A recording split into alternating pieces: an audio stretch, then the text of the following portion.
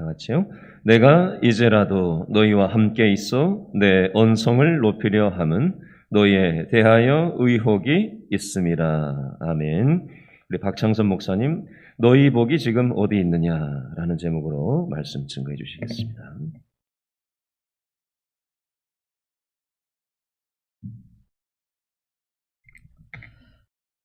우리 이렇게 한번 인사해 보겠습니다. 그리스도의 형상을 닮아갑시다. 네. 너희의 복이 어디 있느냐라는 그런 제목을 생각하면서 말씀의 중심이 어디에 있을까를 생각해 보니까 우리가 그리스도를 닮아가는 것이 하나님이 우리에게 원하시는 것이고 그 예수 그리스도를 온전히 믿는 것이 하나님이 원하시는 것이 아니겠나라는 생각을 한번 해보았습니다. 그래서 우리는 그리스도를 닮아가는 그런 삶이 되어야 한다는 것이죠. 오늘 본문을 크게 세 부분으로 조금 나누어서 생각해 볼 필요가 있는데요. 12절과 15절, 그리고 16절과 18절, 그리고 19절과 20절로 나누어서 한번 생각해 볼 수 있는데 12절과 15절은 그 바울과 이 갈라디아 성도들이 이전부터 예수 그리스도의 사랑 가운데 그 뜨거운 사랑을 나눴던 그런 모습이 이렇게 좀 펼쳐지고 있고요.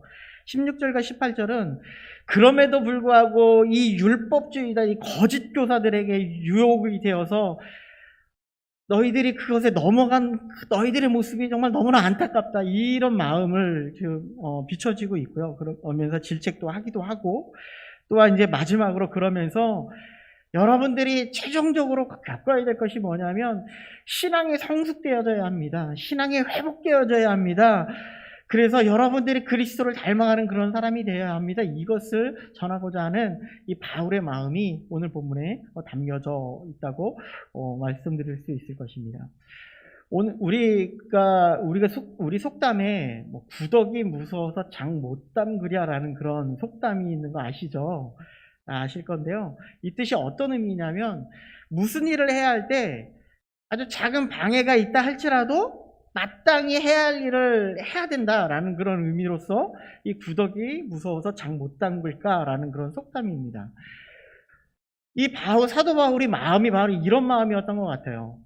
이 갈라디아 성도들이 하나님 안에 바르게 서야 되는 것이 합당함에도 불구하고 그들이 잘못된 길을 내가 말하지 아니한다면, 내가 이야기해 주지 않는다면 그들은 돌아설 수가 없다는 거예요. 이런 마음이 우리의 마음 가운데서 좀 있어야 되지 않나라는 그런 생각을 해봅니다. 이 사도 바울에게는 분명한 목표가 있었어요. 그리스도를 닮아가는 형상, 그리스도의 형상을 닮아가는 분명한 목표. 그 목표를 향해서 우리는 달려가야 되고, 그리고 이 갈라디아 성도들에게도 분명히 그게 있어야 된다는 것을 마음에 품고 있었다는 것이죠. 그런데요, 우리가 그리스도를 닮아가는 그 걸음이 얼마나 힘듭니까? 이 세상을 바라보면 정말 더 힘든 것 같아요. 이 코로나 시기를 겪고 있는 우리의 시대를 돌아보아도 하나님 앞에 나와서 예배를 드리는 것조차 힘든 시대가 지금의 시대가 아닌가라는 생각을 한번 해보았습니다. 그렇다면 우리는 어떻게 하나님의 복을 우리 이룰 수 있고 그리스도의 형상을 닮아갈 수 있는 그런 삶이 되어질 수 있을까요? 그 첫 번째로 이야기하고 있는 것이 12절 말씀인데요. 형제들아 나와 같이 되기를 원한다라고 이야기를 하고 있다는 것이죠. 12절 말씀 우리 같이 한번 읽어보겠습니다. 12절입니다. 형제들아 내가 너희와 같이 되었은즉 너희도 나와 같이 되기를 구하노니 너희가 내게 해롭게 하지 아니하였느니라. 아멘. 사도 바울이 이야기하는 것은 형제들아 나와 같이 되기를 구한다, 이렇게 이야기하고 있죠.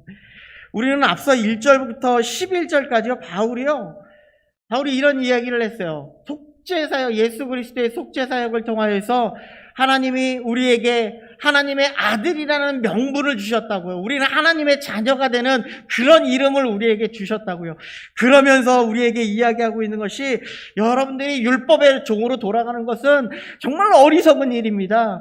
율법으로 이전 것으로 다시 회개하는 것은 여러분들 어리석은 것입니다. 우리가 예수 그리스도를 믿었는데 다시금 세상으로 나가서 그 세상 가운데 살아나가는 것, 세상에서 내 멋대로 살아나가는 것 어리석은 것입니다. 이것을 이야기하고 있다는 것이죠. 그러면서 갈라디아 성도들을 질책합니다. 그런데 이제는 다시금 그러나 우리가 만날 때를 한번 생각해 보십시오. 얼마나 기쁨이 넘쳤습니까? 우리가 얼마나 뜨거운 사랑을 여러분들이 나에게 보여주셨습니까? 이렇게 이야기하고 있다는 것이죠. 그러면서 여러분들 다시금 회복하십시오. 여러분들의 그 뜨거운 사랑을 보여주시면서 그 첫 시작을 이렇게 합니다. 형제들이여, 형제들이여, 나의 형제들이여, 이렇게 이야기하고 있다는 것이죠. 예수 그리스도의 속죄 사역으로 인해서 우리가 받은, 여러분들도 하나님의 자녀이고 나도 하나님의 자녀가 되었습니다. 형제들이여, 형제들이여, 이렇게 이야기하고 있다는 것이죠. 그러면서 사도 바울은 권면을 합니다. 뭐라고 이야기하냐면, 내가 너희와 같이 되었은즉, 내가 이방인에게 이렇게 다가가서 너희들에게 복음을 전하고 이방인같이 내가 되었은즉 너희도 내가 가진 이 복음 가운데 굳건히 서기를 바랍니다. 이것을 말씀하고 있다는 겁니다. 바울이 어떤 사람이었는지 한번 생각해 보시기 바랍니다. 바울의 예수 그리스도를 만나기 이전의 삶을 한번 생각해 보시기 바랍니다. 엄격한 율법주의자, 로마에 충실된 그런 사람, 유대인이었고요. 그런데 담에서는 그 발걸음 가운데에 어떤 일이 발생이 됐습니까? 예수 그리스도를 만나고 난 다음에 어떤 일이 발생이 됐습니까?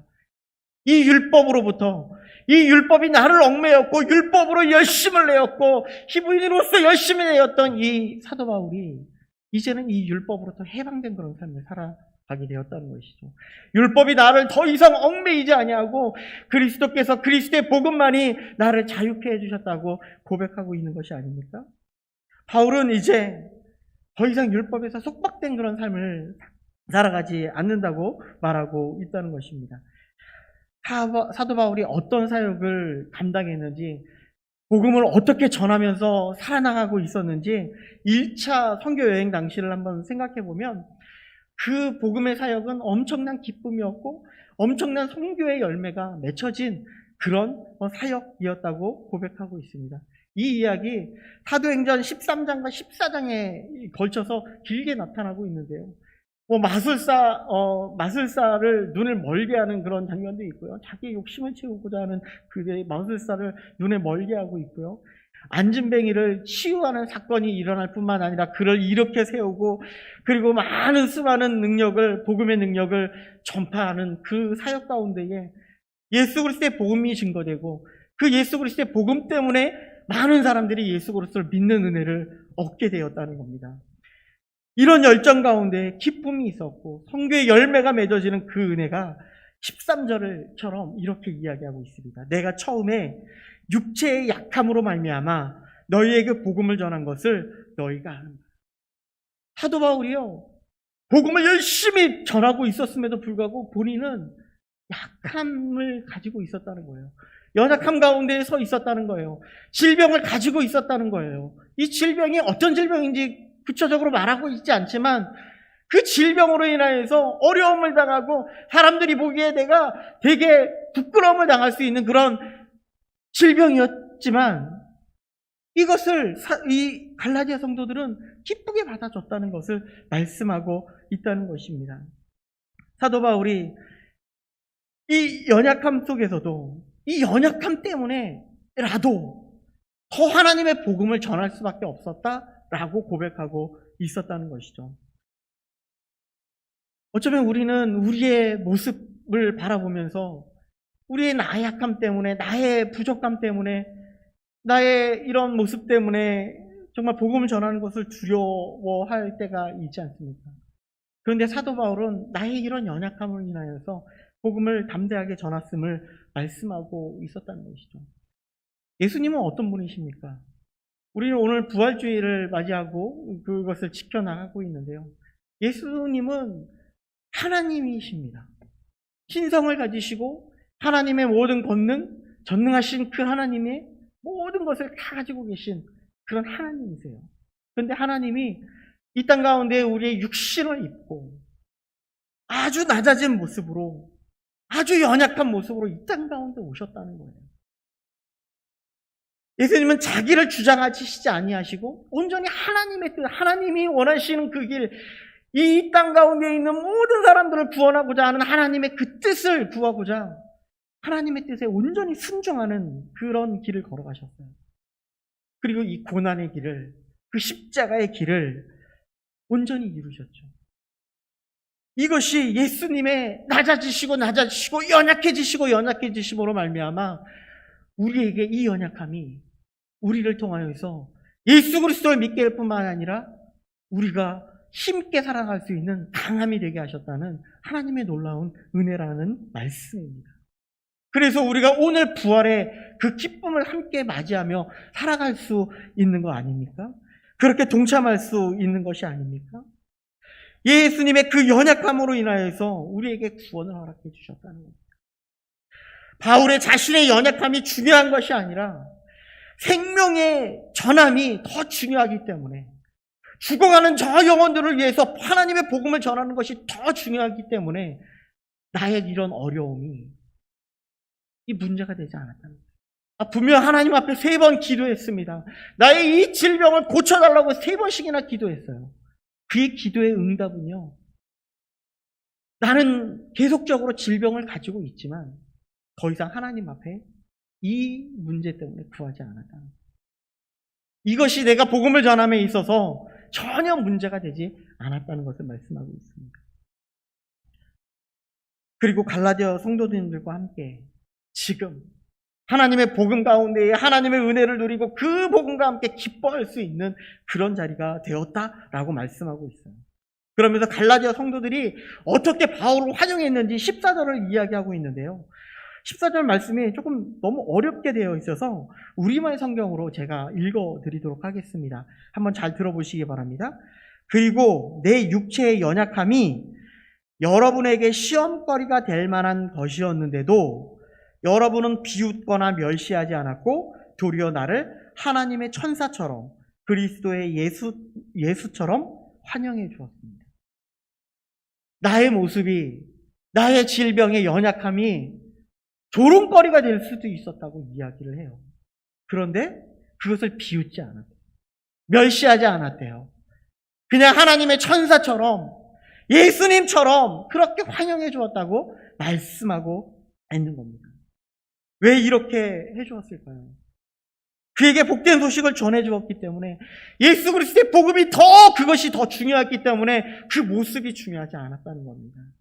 그들을 살리는 좋은 소식이 그들을 살릴 수 있기 때문에 그 복음 전함이 그 복음으로 인하여서 함께 기뻐하고 함께 즐거워할 수 있었다고 말씀하고 있다는 것이죠.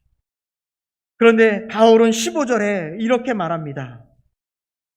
그런데 그렇게 기뻐했던, 그렇게 나를 환영했던, 우리가 그리스도의 복음으로 우리가 함께 즐거워했던 그 복음이, 그 복이 지금 어디에? 그 예수 그리스도 때문에 우리가 율법으로부터 우리가 해방되었던 그 복음이 어디 있느냐라고 이야기하고 있다는 것이죠. 내가 지금 눈이라도 빼어줄 수 있었던 그런 사랑의 관계가 이제 이 율법으로 인하여서 우리에게 이 거리낌이 되는, 우리 올무가 되는 그런 관계가 되었다고 말씀하고 있다는 것입니다. 내가 지금 참된 진리를 말함으로 너희와 원수가 되었냐라고 말하고 있다는 것이죠. 진실을 말한다고 해서 원수가 된다면 그것은 진정한 형제라고 얘기할 수 없겠죠. 우리가 잘못된 길을 가고 있다면 잘못된 길을 가고 있다고 말할 수 있는 그런 사람들이 되어야 된다는 거예요. 우리의 복음의 길을 걸어가고 있는 그 형제가 있는데 그들이 잘못된 길을 걸어가고 있어요.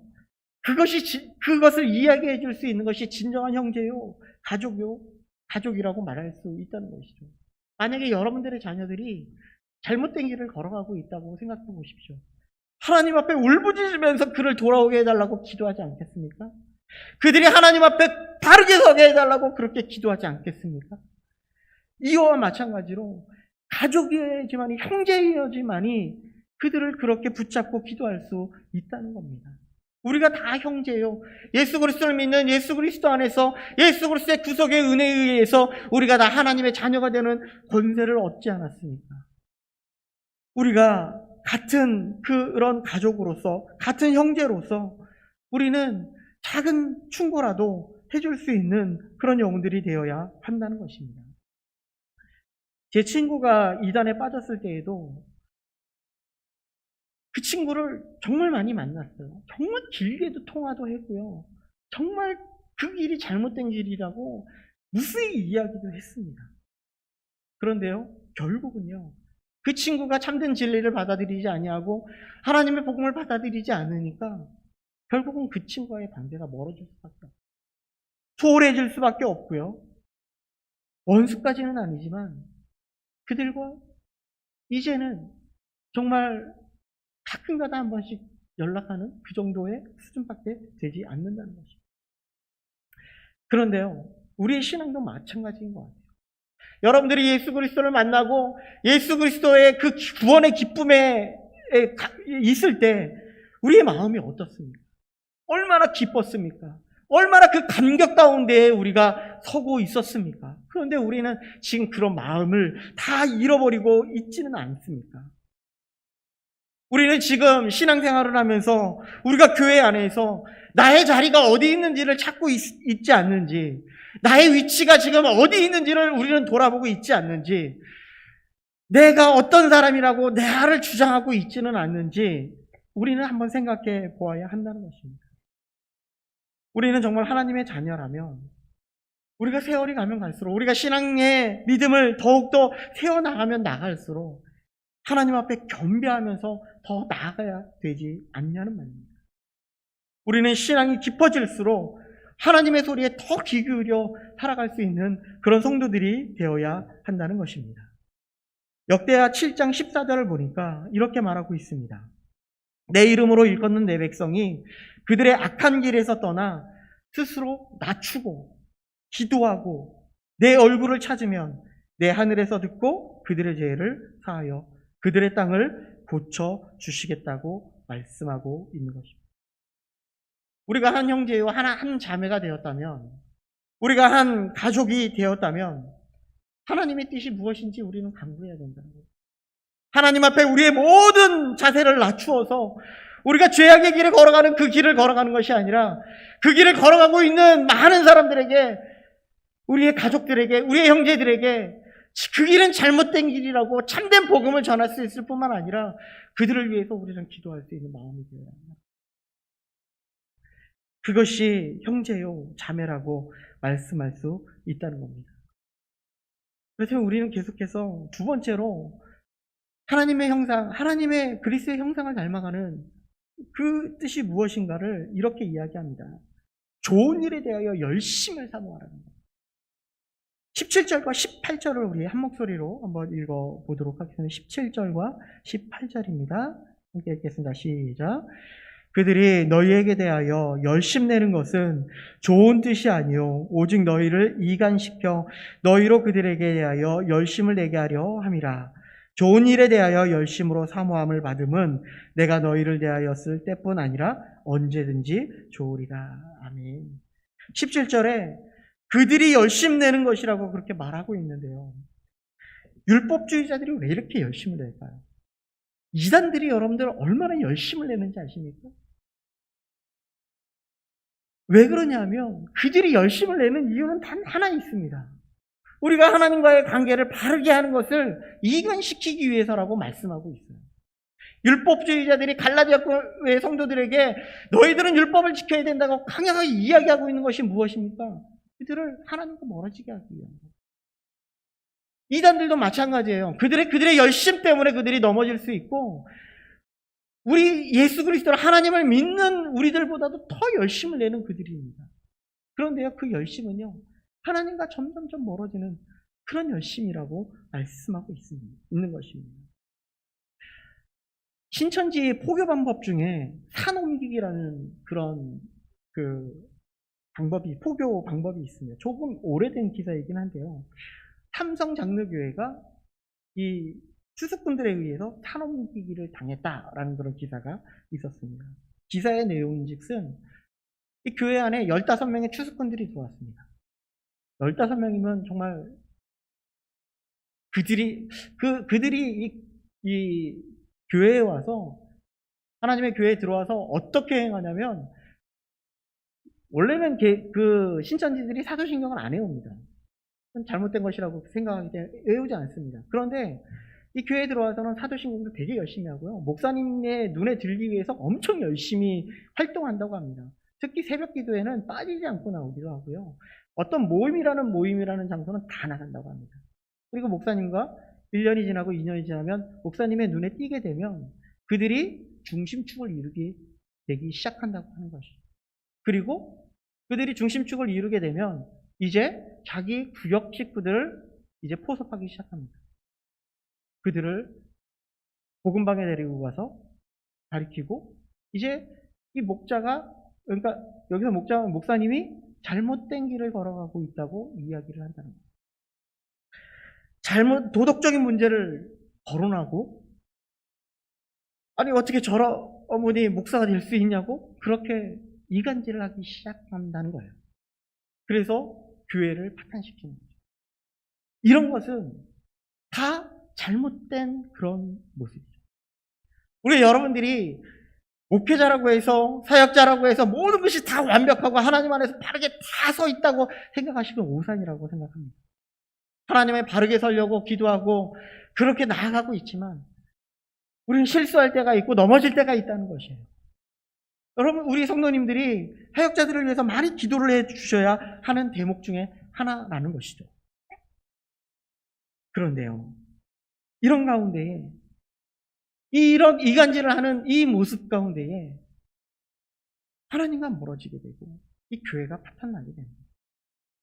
우리가 정말 한 형제이고 한 자매이고 한 가족이라면 조금 잘못된 부분에 있어서 우리가 정말 함께 기도해 줄 수 있어야 되고 그것에 대해서 함께 우리가 다시금 신앙의 회복하기 위해서 우리가 함께 해야 되지 않느냐는 말입니다.